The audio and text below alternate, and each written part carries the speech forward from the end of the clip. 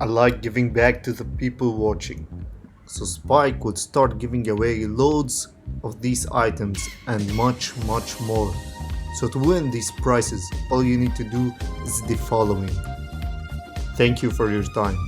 And by the way, I do giveaways on these channels as well, so check them out. Okay, hello everyone. In today's video I'm going to show you one of the best things in Canva, which are shadows and glows. Well, shadows and glows give a better looking for your image or thumbnail mainly.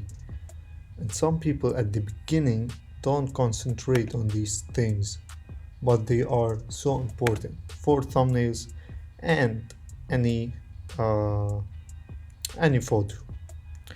Well, let's hop in. To create a shadow simply or a glow, I'll do the following. For the Canva logo, you need to copy paste the logo, and now adjust the properties. You can decrease the brightness, you should decrease if you want the saturation, and you should do the blur like this.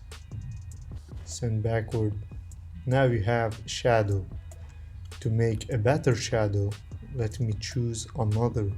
Okay, look at the difference between the one we did and this shadow. Okay, first off, let's put these aside. Well, copy paste, of course, adjust it. Should decrease the brightness, decrease the saturation if you want, and increase the blur. See, you can increase it till the end, but be careful to these borders because it cut the shadow. Backward. Okay, that's how you create shadow. Can change. Now this is a bit of a glow.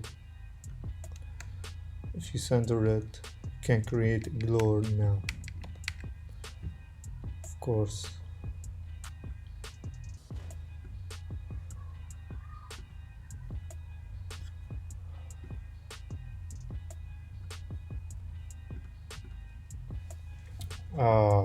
So hope you guys took something from this video. If you want, check another video. I do loads of tutorials about DaVinci Resolve and Canva, Photoshop, and much more. So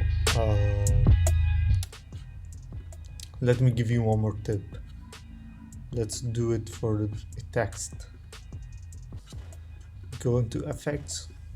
See, now has a shadow. Took 2 seconds and it looks nicer. So guys, if you enjoyed this video, please hit the like button and check the channel. I do loads of tutorials, so you might find a helpful video, a beneficial video for you. Thank you and see you next time.